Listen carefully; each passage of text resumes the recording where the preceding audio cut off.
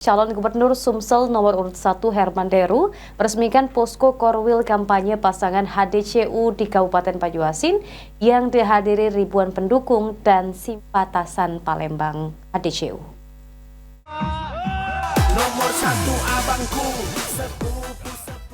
Walaupun dalam kondisi hujan, Herman Deru calon gubernur Sumatera Selatan nomor urut 1 hadir dalam pelaksanaan peresmian posko korwil kampanye pasangan HDCU di Banyuasin.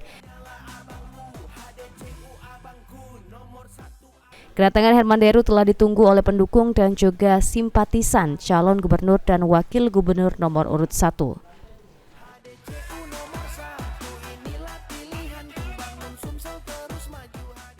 Usai meresmikan posko korwil kampanye Banyuasin, Herman Deru langsung menemui pendukungnya dan berfoto bersama serta mendengarkan aspirasi dari pendukung. Hingga saat ini Herman Deru telah meresmikan sejumlah posko kampanye untuk memenangkan pasangan HDCU di Pilkada Sumsel mendatang. Tim Liputan PAL TV.